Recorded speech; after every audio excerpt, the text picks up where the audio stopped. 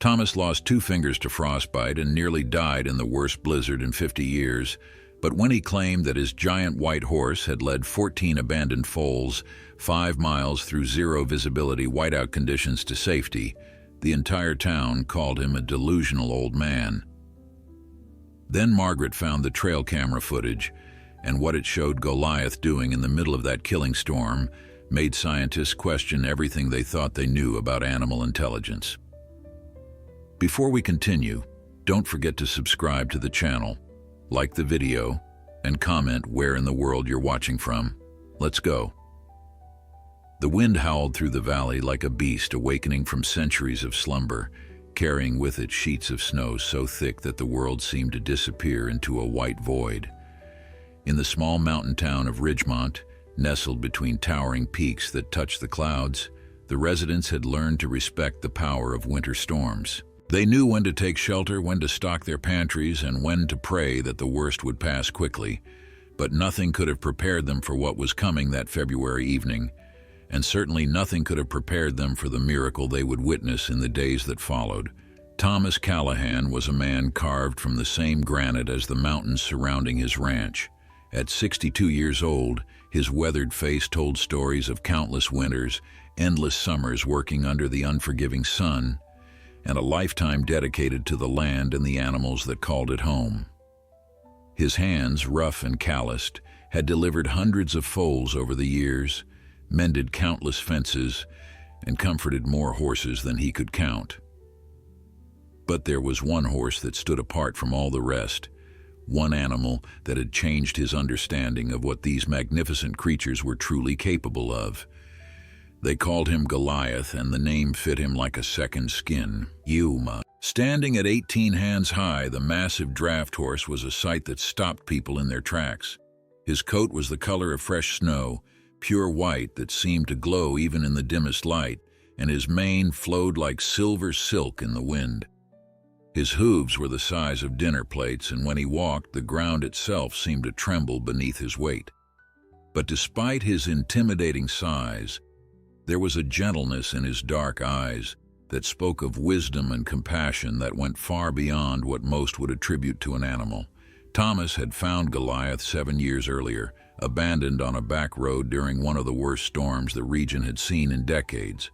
The horse had been nothing but skin and bones then, left to die by owners who saw no value in an animal that could no longer work as hard as they demanded. Thomas remembered that day with crystal clarity. He had been driving home from town when he spotted the massive shape in the snow, barely moving, barely breathing. Most people would have driven past, assuming the horse was already gone or too far gone to save. But Thomas wasn't most people. He had stopped his truck, climbed out into the biting wind, and approached the dying horse with cautious steps. When their eyes met for the first time, Thomas felt something shift in his chest, a connection he couldn't explain, but couldn't deny. He spent 3 hours in that storm, digging his truck out twice, rigging a makeshift ramp, and somehow convincing the weakened giant to trust him enough to climb into the trailer.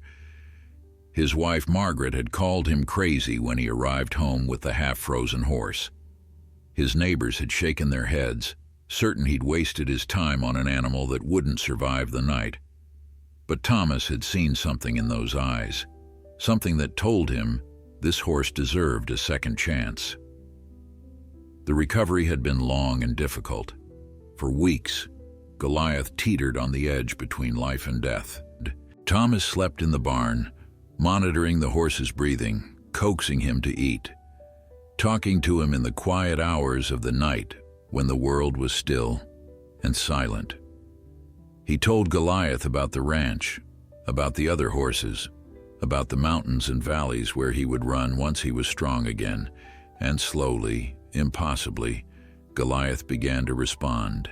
His eyes grew brighter, his breathing steadier, his body stronger. By spring he was walking, by summer he was running. By fall he had claimed his place as the undisputed leader of Thomas's small herd. But Goliath was more than just a leader. He possessed an intelligence that bordered on uncanny, an awareness that seemed almost human in its depth.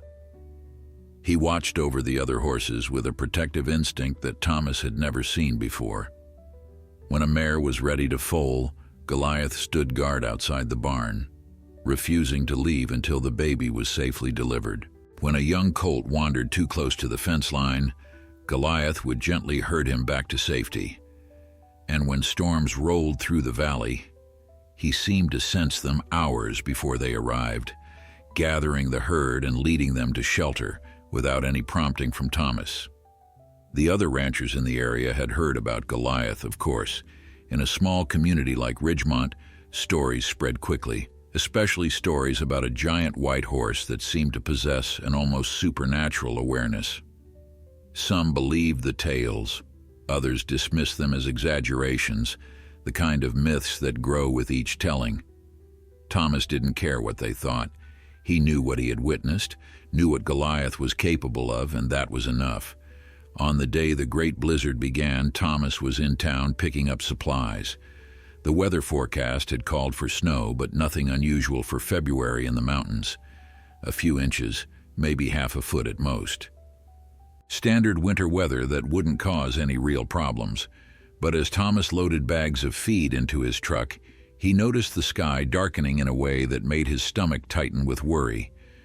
The clouds were rolling in faster than they should, building into towering formations that spoke of something far worse than a typical snowstorm.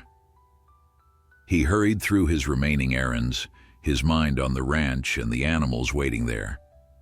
Margaret was waiting on the porch when Thomas pulled into the driveway, her arms wrapped around herself against the cold that was already seeping through her heavy sweater. The temperature had dropped 15 degrees in the past hour, and the wind was picking up with an intensity that made the trees bend and sway like dancers caught in a violent rhythm. She didn't need to say anything. The worry on her face told Thomas everything he needed to know. They had been married for 38 years, and in that time they had weathered countless storms together, both literal and metaphorical. But there was something different about this one, something in the air that felt ominous and threatening, in a way that made even Margaret, who rarely showed fear, look genuinely concerned. Thomas unloaded the supplies quickly, his movements efficient and practiced. Every minute counted now. He could feel the storm building, could sense it in the way the animals were behaving. The chickens had gone silent in their coop, huddling together in the corners. The barn cats had disappeared hours ago, finding whatever sheltered spots they could squeeze into. And when Thomas looked toward the pasture where the horses usually grazed, he saw them gathered near the barn, their bodies pressed close together, their heads raised and alert. All except Goliath. The giant white horse stood apart from the others, facing north toward the mountains, his massive body perfectly still, as if he were listening to something only he could hear. The first snowflakes began to fall, just as Thomas finished securing the barn doors. They were large and heavy, the kind that sticks immediately and builds quickly. Within minutes, the ground was covered in a thin white blanket that grew thicker with each passing moment. Thomas watched from the barn door, his experienced eye assessing the situation with growing concern. This wasn't going to be a normal snowstorm. This was going to be something far worse. He could feel it in his bones, that deep instinctual knowledge that comes from spending a lifetime reading the weather and understanding the moods of the mountains. Inside the barn, the horses shifted restlessly in their stalls. Thomas moved among them, speaking in low, soothing tones, checking their water and feed, making sure each one was comfortable and secure. He had 12 horses in total, including Goliath. Most were rescue cases like the big white giant, horses that others had given up on or discarded when they were no longer useful. Thomas had never been able to turn away an animal in need, a trait that Margaret both admired and occasionally despaired over, especially when it came to the expenses that mounted with each new arrival. But tonight, as Thomas moved through the barn, he wasn't thinking about expenses or practical concerns. His mind was elsewhere, troubled by a nagging worry that he couldn't quite name. The horses were safe, the barn was secure, and he and Margaret had enough supplies to last them through whatever the storm brought. Everything should have been fine. Yet something felt wrong, incomplete, like a puzzle with a missing piece that he couldn't identify. It was Margaret who remembered. She burst into the barn an hour after the snow had begun in earnest, her face pale and her voice tight with panic. The Foals. The 14 foals at the Henderson Ranch. Thomas felt his blood run cold as the realization hit him. Jack Henderson had called him 3 days earlier, asking if Thomas could take in a group of young horses that a breeding operation had abandoned when it went bankrupt. The foals were all between 6 and 10 months old, too young to be on their own, but old enough that the authorities didn't consider them priority rescues. Jack had temporary shelter for them in an old barn on the far edge of his property about 5 miles from Thomas's ranch, but the structure was barely standing, and certainly not equipped to withstand a major storm. Thomas grabbed his phone and tried calling Jack, but the line was already dead. The storm was intensifying faster than anyone had predicted, and the infrastructure in these remote mountain areas was always the first to fail. He tried his cell phone next, but there was no signal. The snow was coming down so thick now that he could barely see the fence line 50 feet from the barn. Going out in this would be suicide. Even with his truck, there was no guarantee he could make it to Henderson's place, and trying to bring 14 frightened foals back through a blizzard was beyond dangerous. It was impossible.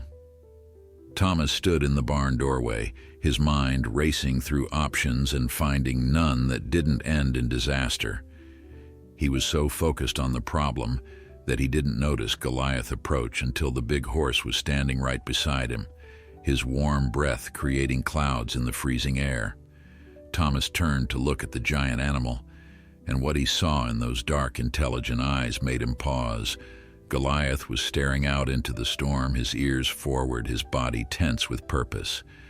It was the same look he got when he was preparing to do something, that focused intensity that Thomas had come to recognize over the years. The idea was insane. It came to Thomas fully formed, a complete thought that seemed to arrive from somewhere outside himself. He pushed it away immediately, telling himself it was ridiculous, dangerous, impossible. But Goliath continued to stand there, solid and unwavering, and the idea refused to leave. Thomas looked at Margaret, who had followed him to the barn door. She was watching him with that expression she got when she knew he was about to do something reckless but necessary. They had been together long enough that she could read his thoughts almost before he thought them. "You're not seriously considering this," she said, but her tone suggested she already knew the answer. Thomas didn't respond. He was looking at Goliath, remembering all the times the horse had proven himself to be more than just an animal, remembering the intelligence and awareness that set him apart. The foals would die in that storm. The barn was without proper shelter, and if the structure collapsed under the weight of the snow, they would be exposed to the full fury of the blizzard. Thomas knew what that meant. He had seen animals freeze to death before, had witnessed the cruel efficiency with which winter could steal life from even the strongest creatures. Those foals were babies, essentially, with thin coats and bodies not yet adapted to surviving extreme conditions. They had maybe hours, possibly less, before the cold claimed them. Thomas turned away from the door and walked to the tack room, his footsteps heavy on the wooden floor. Margaret followed him, knowing better than to argue but unable to hide her concern. She watched as he pulled down a special halter he had custom-made for Goliath years ago, reinforced with extra leather and brass fittings to accommodate the horse's massive size. He gathered several lead ropes, some emergency supplies, and a heavy-duty flashlight that he strapped to his belt. His movements were methodical, practiced, the actions of a man who had made a decision and wouldn't be swayed from it. When he led Goliath out of his stall, the other horses whinnied and stamped nervously. They could sense that something unusual was happening, that the normal order of things was being disrupted. Goliath walked calmly beside Thomas, his massive hooves clicking on the concrete floor, his head held high with a dignity that seemed almost regal. Outside, the storm raged with increasing violence. The snow was coming down in sheets now, driven by winds that howled and shrieked like tormented spirits. Visibility was reduced to mere feet, and the cold was so intense that it burned exposed skin within seconds. Thomas fitted the halter over Goliath's head, his fingers clumsy with cold and nerves. He had never asked anything like this from the horse before. All their years together had been spent in relative safety, with Thomas protecting Goliath and Goliath returning that protection in smaller, everyday ways. But this was different. This was asking Goliath to walk into danger, to navigate through a storm that could easily kill even an animal of his size and strength. Thomas pressed his forehead against the horse's neck, feeling the solid warmth of muscle and bone, drawing strength from the creature's calm presence. "I need your help," he whispered, his voice barely audible over the wind. "Those foals need us. I know it's dangerous. I know it's asking too much, but I don't know what else to do." Goliath stood perfectly still, as if considering Thomas's words, weighing the request and understanding its gravity. Then, in a gesture that Thomas would remember for the rest of his life, the big horse lowered his head and gently bumped Thomas's chest, a sign of acceptance and agreement that needed no translation. Margaret brought out heavy blankets and supplies, packing them into saddlebags that Thomas secured to Goliath's back. She worked quickly, her lips pressed into a thin line, fighting back tears that threatened to spill. She knew her husband well enough to know that arguing would be pointless, but that didn't make it any easier to watch him prepare to walk into what could easily become his death. When everything was ready, she grabbed his arm and pulled him close, holding him tightly for a long moment that contained all the words they couldn't bring themselves to say. "You come back to me, Thomas Callahan," she said fiercely, her voice breaking on the last word. "You and that horse come back safe, you hear me?" Thomas nodded, not trusting himself to speak. He kissed her forehead, then turned toward Goliath and the storm beyond. The moment they left the shelter of the barn, the full force of the blizzard hit them like a physical blow. The wind drove snow into their faces with such force that Thomas had to squint to see anything at all. The cold was immediate and all-encompassing, seeping through his heavy winter gear and finding every gap, every exposed inch of skin. Within seconds, his beard was coated with ice and his breath came in sharp, painful gasps. Goliath pushed forward into the storm without hesitation, his massive body breaking a path through snow that was already knee-deep and getting deeper by the minute. Thomas walked beside him, one hand gripping the lead rope, the other holding the flashlight that did little more than illuminate the swirling white chaos around them. The 5 miles to Henderson's ranch might as well have been 50. The familiar landmarks that Thomas used to navigate were completely obscured by the storm. The fence lines he usually followed were buried under snow. The road that would have taken them directly to their destination was impossible to find. But Goliath seemed to know where he was going.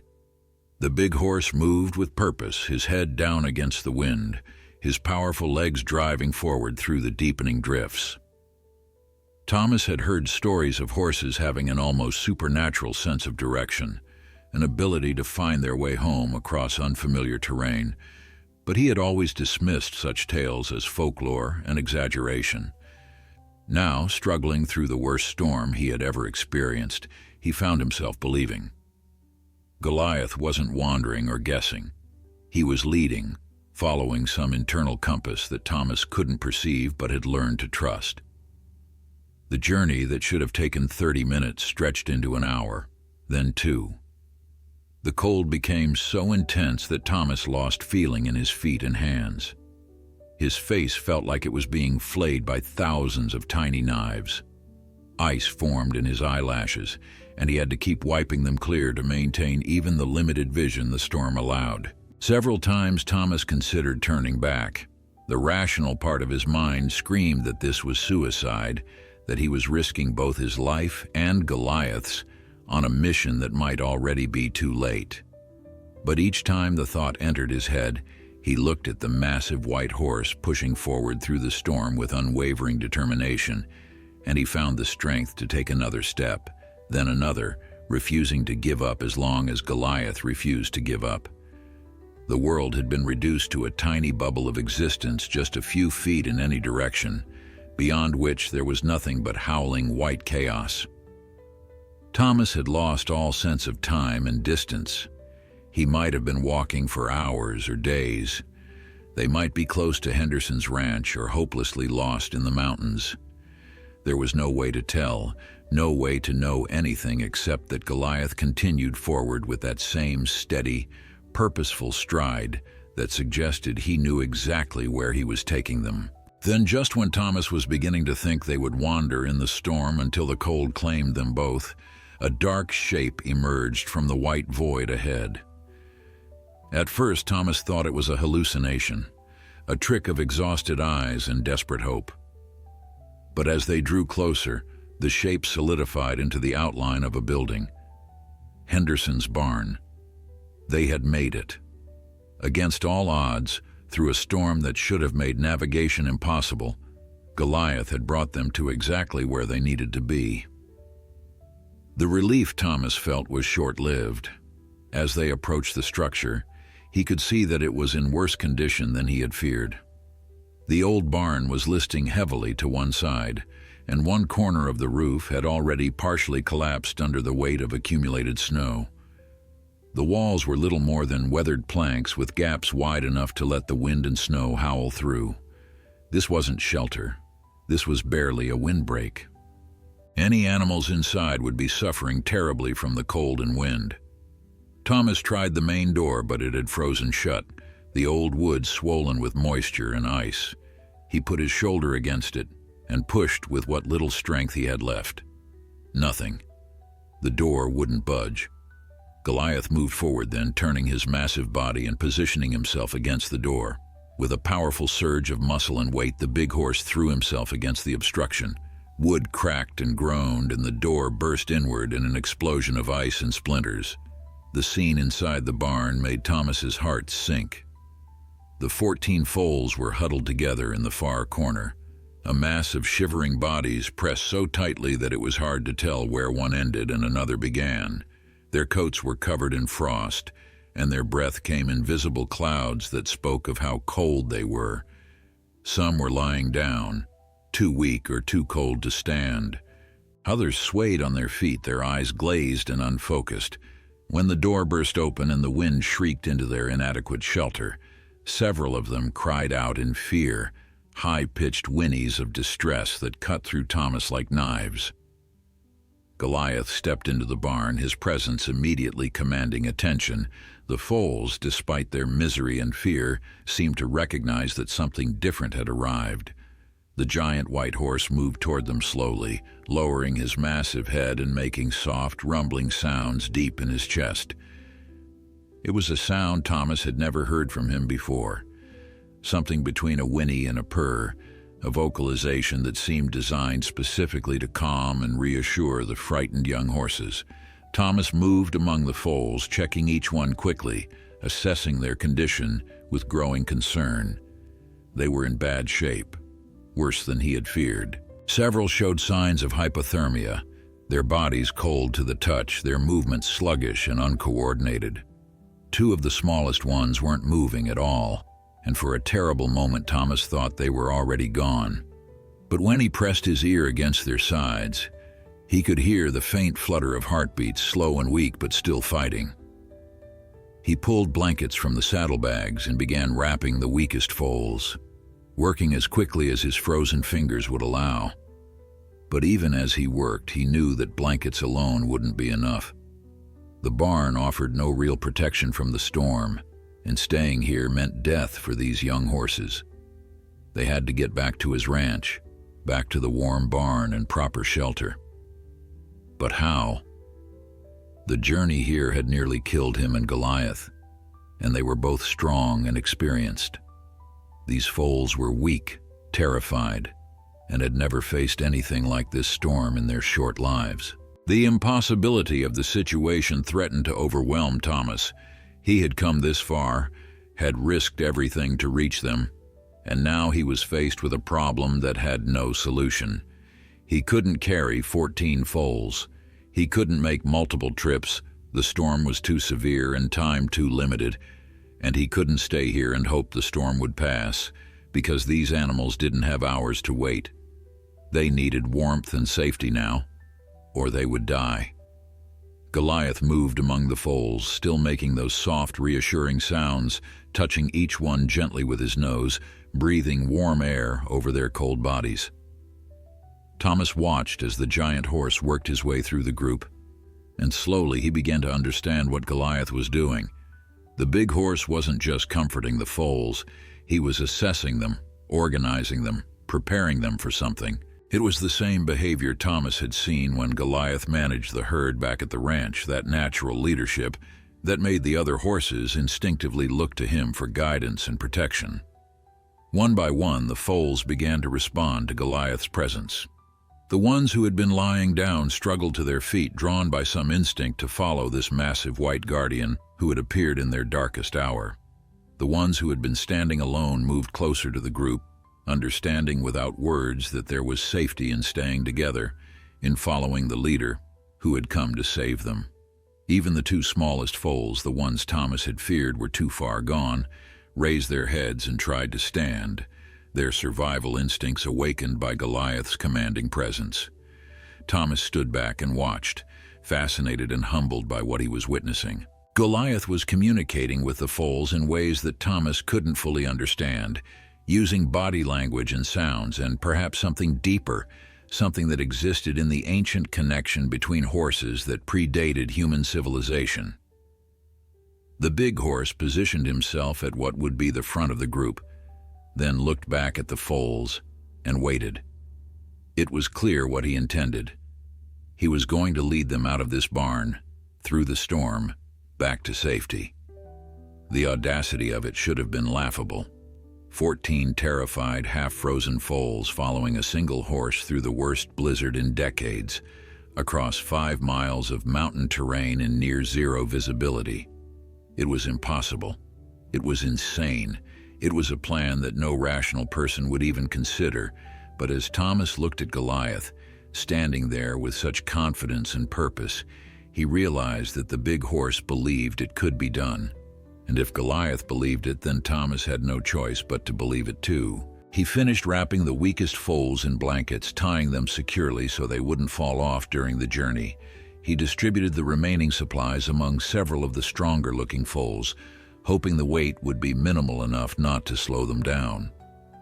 Then he moved to the front of the group, standing beside Goliath, and together they faced the gaping doorway where the storm continued its relentless assault.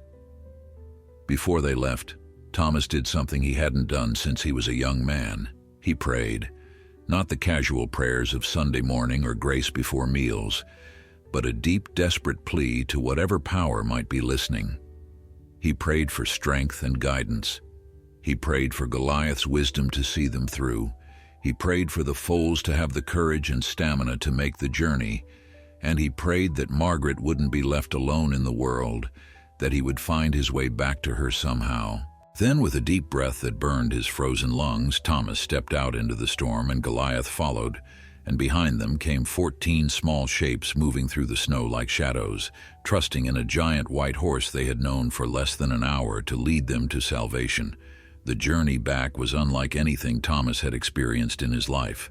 Goliath set a pace that was slow enough for the foals to keep up, but fast enough to keep their bodies moving and generating heat.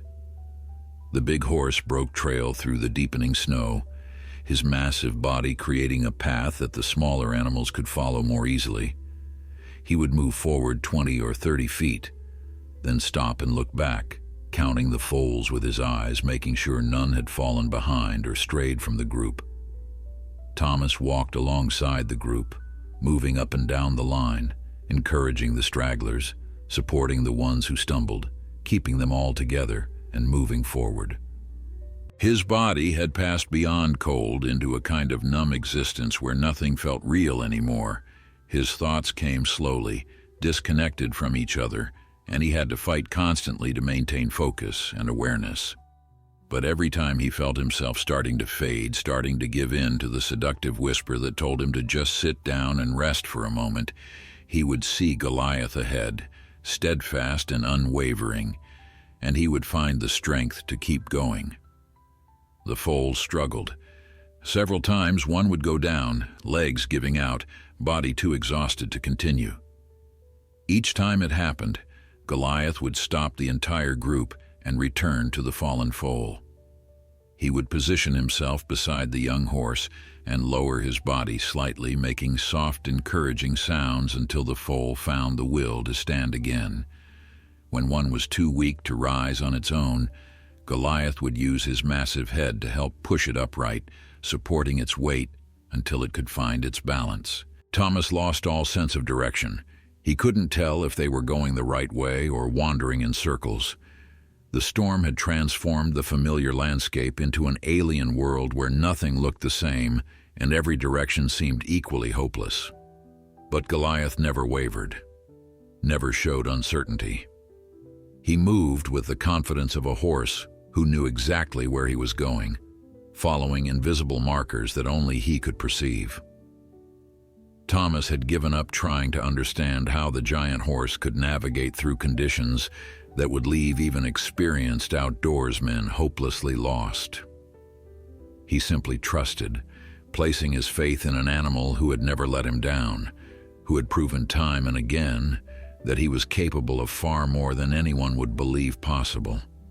The wind grew stronger, if such a thing was possible, reaching velocities that threatened to knock even Goliath off his feet.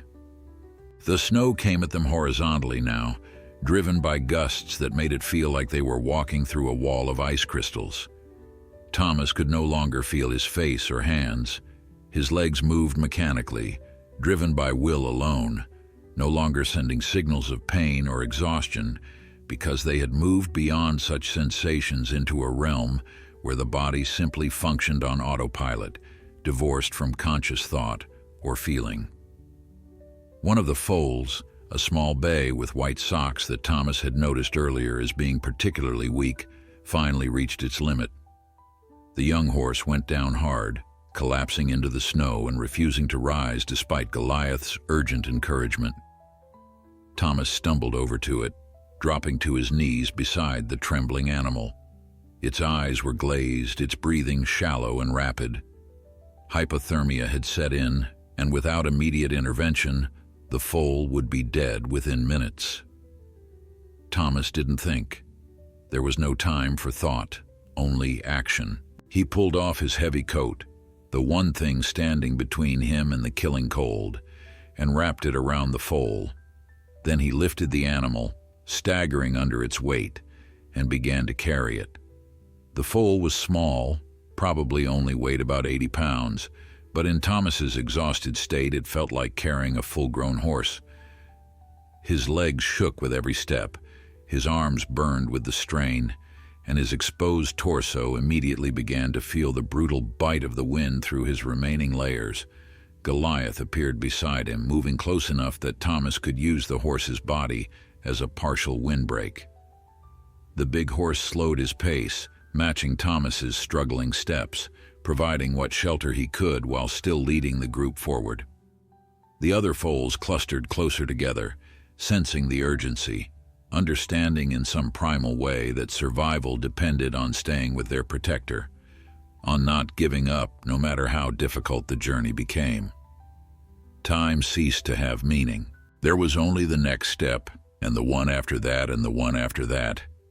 Thomas's world narrowed to the patch of snow immediately in front of his feet, to the weight of the foal in his arms, to the solid presence of Goliath beside him. Nothing else existed. Not the ranch, not Margaret, not even the thought of survival.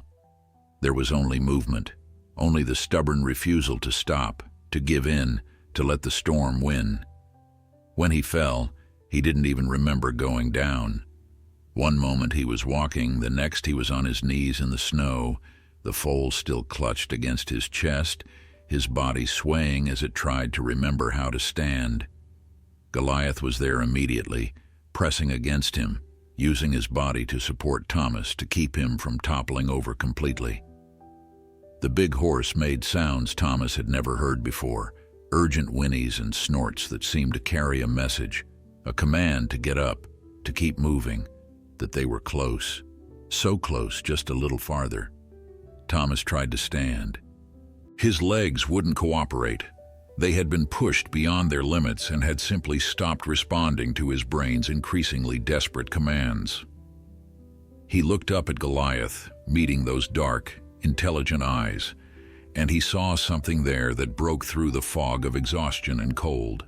He saw determination, yes, but also something else. Trust. Goliath trusted him to get up, to finish this, to not give up when they had come so far. Using every last reserve of strength he possessed, Thomas forced himself to his feet.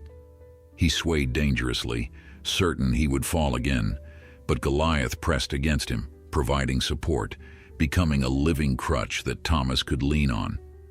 Together they moved forward, man and horse working as one, the foal between them, the rest of the young horses following close behind. The lights appeared like miracles in the darkness, tiny pinpoints of gold that shouldn't exist in this white hell but did. Thomas blinked, certain they were hallucinations, figments of a dying brain creating false hope. But the lights didn't disappear. They grew brighter, more defined, resolving into the familiar shape of his barn windows glowing in the storm. Margaret had left every light on, creating a beacon to guide them home. The last 100 yards were the hardest. Thomas could see safety, could see the barn doors that meant warmth and shelter and life, but his body had nothing left to give. He fell twice more in that final stretch, and each time Goliath helped him up, the big horse refusing to let Thomas give up when salvation was so close. The foals, sensing that their ordeal was nearly over, found reserves of energy they didn't know they possessed and pushed forward with renewed urgency. They had survived this far through the guidance and protection of the giant white horse, and they weren't going to fail now. Margaret saw them coming through the window and burst out of the house, screaming for help, her voice barely audible over the howling wind. Neighbors who had taken shelter in Thomas's house during the storm rushed out behind her, their faces showing shock and disbelief at the sight of the small herd emerging from the white chaos. They had assumed Thomas was dead, that no one could survive what he had attempted, yet here he was, stumbling toward the barn with a foal in his arms and Goliath beside him, leading a line of young horses that by all rights should have perished hours ago. Hands reached out to take the foal from Thomas's arms. More hands caught him as his legs finally gave out completely. He heard Margaret's voice, felt her warmth as she wrapped her arms around him, but it all seemed to come from very far away, as if he was experiencing it through thick glass. He tried to tell her that the foals needed help, that some of them were in bad shape, but his mouth wouldn't form the words. His body had shut down, having carried him as far as it could, and now demanding rest regardless of what his mind wanted. They carried him into the house while others rushed to help the foals into the barn. Goliath stood in the barnyard, snow coating his white coat until he looked like a statue carved from ice, watching as each foal was led to safety. Only when the last one disappeared through the barn doors did the big horse allow himself to move. He walked slowly to his own stall, his massive legs trembling with exhaustion. And when he finally lay down on the fresh hay that someone had spread for him, it was with a sigh that seemed to carry the weight of the entire journey. Inside the house, Margaret and their neighbors worked frantically to save Thomas from hypothermia. They stripped off his frozen clothes, revealing skin that was waxy and pale in places where frostbite had set in. They wrapped him in heated blankets, forcing warm liquid between his lips, rubbing circulation back into his extremities. For 2 hours, Thomas drifted in and out of consciousness, his body fighting to recover from the abuse it had endured. When he finally opened his eyes fully and managed to focus on Margaret's face hovering above him, the relief that flooded through her was almost painful in its intensity. "The foals," she said before he could ask. "The foals are safe. They're all alive, all 14 of them. Thomas closed his eyes and felt tears leak from the corners, freezing on his cheeks before Margaret wiped them away. The enormity of what they had accomplished hit him then, the impossibility of it, the miracle of it. They had walked 5 miles through the worst blizzard the region had seen in 50 years, had led 14 terrified young horses through conditions that killed experienced outdoorsmen, and they had all survived. Not one lost, not one left behind. But the cost became apparent as the night wore on. 2 of Thomas's fingers on his left hand showed severe frostbite, the tissue damaged beyond recovery. The doctor who finally managed to reach them the next morning shook his head grimly as he examined them, explaining that amputation might be necessary if infection set in. Thomas's feet were in better shape, but would require months of treatment. His face bore patches of frostbite that would scar, permanent reminders of that terrible journey through the storm. Yet when they told him about the damage, about the long recovery ahead, Thomas only asked about Goliath. The big horse was resting, they told him, exhausted but uninjured. Whatever internal compass had guided him through the storm, whatever strength had allowed him to keep going when any other animal would have given up, it had left him remarkably unscathed. It was as if he had been protected by something, shielded by a force that recognized his purpose and refused to let him fall. The foals recovered faster than expected. Youth and resilience worked in their favor, and within days most of them were moving around the barn with something approaching normal energy. The blanket-wrapped bay that Thomas had carried the final mile remained weak for longer, but under Margaret's dedicated care, even that one rallied. She spent hours with the young horses, hand-feeding them, talking to them, making sure they knew they were safe and loved. News of what had happened spread quickly once the storm passed and communication was restored. Reporters came from distant cities wanting to interview Thomas, wanting to photograph the giant white horse who had led 14 foals through a killer blizzard. Thomas refused most of them, uncomfortable with the attention, not wanting to turn a desperate act of necessity into some kind of spectacle. But the story took on a life of its own anyway, spreading through social media and news outlets until people across the country knew about the miracle in the mountains. Some believed it.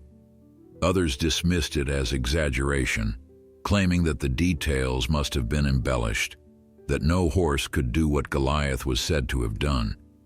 The skeptics pointed out that horses were animals, incapable of the kind of reasoning and decision-making that the story required. They insisted that any navigation through the storm must have been luck or coincidence, that attributing intention and intelligence to the horse was nothing more than anthropomorphizing, projecting human qualities onto an animal that had simply followed instinct. The debate raged in online forums and comment sections, with believers and skeptics arguing passionately about what had really happened that night. Thomas ignored it all. He didn't need strangers to believe or disbelieve. He knew what he had experienced, knew what Goliath had done, and that was enough. But Margaret, frustrated by the dismissive attitudes of those who hadn't been there, who hadn't seen what she had seen, made a decision. She remembered something that Thomas in his exhausted state had forgotten: the trail camera. 3 months earlier, Thomas had installed a motion-activated wildlife camera on a tree near the main path to Henderson's ranch, hoping to catch footage of the elk herd that sometimes passed through their property. She bundled up against the cold that still gripped the mountains even days after the blizzard had passed, and made the trek out to where the camera was mounted. The snow was still deep, making the journey difficult, but Margaret was determined. When she finally reached the tree and retrieved the camera, her hands shook with anticipation as she carried it back to the house. That night, with Thomas resting in bed and several neighbors gathered around, she connected the camera to their laptop and began reviewing the footage. The first few clips showed nothing unusual: deer moving through the frame, a coyote slinking past in the early morning hours, the beginning of the storm. snow falling gently at first, then with increasing intensity. Margaret fast-forwarded through hours of footage showing nothing but blowing snow and darkness. She was beginning to think the camera hadn't captured anything useful when suddenly a shape appeared in the frame. Even through the heavily falling snow and limited visibility, Goliath was unmistakable. His white coat made him stand out against the darkness like a ghost, and his massive size dwarfed everything around him. But it wasn't just his appearance that made everyone in the room fall silent. It was what he was doing.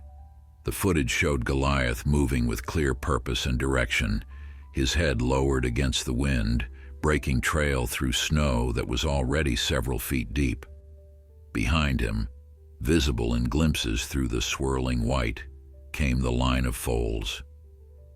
The timestamp on the footage showed it was taken during the worst part of the storm, when visibility was measured in feet and the wind speeds were reaching dangerous levels. Yet Goliath moved with confidence, stopping periodically to look back and count his charges, waiting when one fell behind, adjusting his pace to match their struggling steps.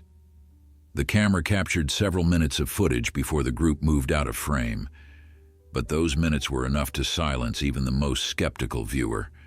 What made the footage truly remarkable, what transformed it from simply documenting an event to proving something far more profound, was a moment captured about halfway through. One of the foals went down, collapsing in the snow. The group stopped, and Goliath immediately moved back to the fallen foal. What happened next was captured in startling clarity, despite the poor conditions. Goliath positioned himself beside the young horse and began a series of deliberate actions. He used his nose to push snow away from the foal's body. He lowered himself slightly and used his massive head to help lever the foal back to its feet. When the foal's legs buckled again, Goliath moved to support it, allowing the young horse to lean against his body until it regained enough strength to stand on its own. But it was what Goliath did next that made Margaret gasp and brought tears to her eyes. Before continuing forward, the big horse moved to each of the other foals in turn, touching them with his nose, making contact that seemed designed to reassure and encourage them. It wasn't random or instinctive behavior. It was methodical, intentional, showing a level of awareness and empathy that transcended simple animal instinct. He was taking care of them, shepherding them, making sure each one was ready to continue before moving forward again. The room was silent as the footage ended. No one spoke for a long moment, each person processing what they had just witnessed. This wasn't a story anymore, wasn't something that could be dismissed or explained away. This was proof, undeniable evidence that Goliath had done exactly what Thomas claimed, and had done it with a level of intelligence and compassion that challenged everything the skeptics insisted was impossible. Margaret uploaded the footage to the internet that night, and within hours it had been viewed millions of times. The response was overwhelming. Animal behaviorists and veterinarians weighed in, analyzing the footage frame by frame, marveling at Goliath's actions. Some admitted that they had never seen anything quite like it, that the horse's behavior showed cognitive abilities and emotional intelligence that exceeded what current understanding of equine psychology would predict. Others remained skeptical, insisting that while impressive, the behavior could still be explained through instinct and training, that people were seeing what they wanted to see. But for most who watched the footage, the truth was undeniable. They weren't watching a dumb animal blindly following instinct. They were watching a conscious being making deliberate choices, showing empathy and leadership, navigating through impossible conditions to save lives. The footage became more than just viral content. It became a touchstone for conversations about animal intelligence, about the bonds between humans and animals, about the capacity for heroism in creatures we often underestimate or take for granted. Scientific institutions reached out to Thomas wanting to study Goliath, to understand what made him different, what allowed him to do things that seemed beyond the capabilities of normal horses. Universities offered funding for research projects. Documentary filmmakers wanted to tell his story in depth. Animal rescue organizations asked if they could feature him in their campaigns. The attention became overwhelming, threatening to disrupt the quiet life that Thomas and Margaret had built over decades. Thomas, still recovering from his ordeal and dealing with the loss of 2 fingers to frostbite, found himself thrust into a spotlight he never wanted. He was grateful that people cared, grateful that Goliath's heroism was being recognized, but he was also protective of the big horse who had saved his life and the lives of the foals. Goliath wasn't a curiosity to be studied or a celebrity to be paraded around. He was family, and Thomas was determined to protect him from being turned into a spectacle. After long discussions with Margaret, Thomas agreed to a single interview with a respected journalist from a major publication, someone who promised to tell the story with dignity and respect. The interview took place in the barn, with Goliath present, and Thomas spoke honestly about their relationship, about the journey through the storm, about what he believed Goliath was capable of and why. He talked about the moment 7 years earlier when he had found Goliath dying in the snow, about the connection he had felt even then, about the years of watching the big horse demonstrate intelligence and awareness that exceeded anything Thomas had previously thought possible. When the article was published, it was thoughtful and nuanced, avoiding both excessive sentimentality and cold skepticism. It presented the facts, included perspectives from various experts, and let readers draw their own conclusions. But what resonated most with people wasn't the debate about animal intelligence or the miraculous nature of the rescue. It was the love, the deep, genuine love between a man and a horse that transcended species boundaries and conventional understanding. That love was evident in every word Thomas spoke, in every description of Goliath, in the footage that showed the big horse caring for the foals with such tenderness and determination. The 14 rescued foals became minor celebrities in their own right. People wanted to adopt them, to give them homes where they would be cherished and remembered for the extraordinary journey they had survived. Thomas and Margaret carefully vetted each potential adopter, making sure the foals would go to people who understood their value, who would treat them with the kindness and respect they deserved. All 14 found homes within 3 months, placed with families who had been moved by their story and wanted to be part of their continued journey. But before they left, each foal spent time with Goliath. It was something Thomas insisted on, a chance for the young horses to say goodbye to the giant who had saved them. The interactions were touching to witness. The foals would approach Goliath with a mixture of reverence and affection, nuzzling against his massive body, and Goliath would gently touch each one in return, as if giving them his blessing for their new lives. Margaret photographed these moments, creating a record of the bond that had been forged in the most desperate of circumstances. As spring arrived and the snow melted, revealing the landscape that had been buried for months, Thomas made the journey back to Henderson's barn. He wanted to see the path they had traveled, wanted to understand in daylight what they had navigated in darkness and storm. What he found astonished him. The route Goliath had taken wasn't the direct path Thomas would have chosen. The big horse had avoided several areas that, now visible, clearly showed dangerous terrain, steep drops, unstable ground, places where the snow would have been deepest and most treacherous. Goliath had navigated around these hazards in complete darkness and near zero visibility, choosing a path that was longer but safer, one that gave them the best chance of survival. Thomas stood on that path, looking back toward his ranch 5 miles away, and felt a profound sense of awe wash over him. There was no way to explain what Goliath had done using conventional understanding of animal behavior. The big horse had made complex decisions, had assessed risk and chosen routes accordingly, had led 14 terrified foals through conditions that killed experienced humans. And he had done it not because he was trained to, not because he was following commands, but because he understood that those young lives depended on him. The experience changed Thomas in ways he was still discovering. His relationship with all animals deepened, informed by a new understanding of their capacity for thought and emotion. He became an advocate for better treatment of horses, speaking at events and working with rescue organizations to help animals who, like Goliath had once been, were abandoned or abused. He talked about the intelligence and awareness he had witnessed, about the responsibility humans had to recognize and respect these qualities in the creatures who shared their world. Goliath himself seemed unchanged by his newfound fame.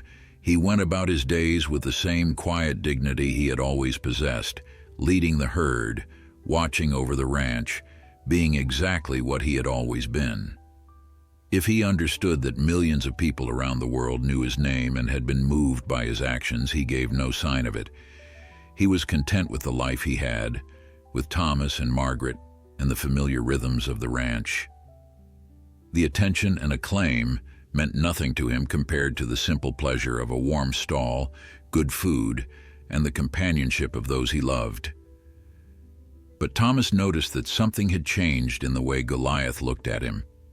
There was a deeper connection now, a bond forged in the crucible of that terrible journey through the storm. They had faced death together and survived through mutual trust and determination. That kind of experience leaves marks on the soul that never fully fade. When Thomas was in the barn, Goliath would often come to stand beside him, not demanding attention or treats, simply being present.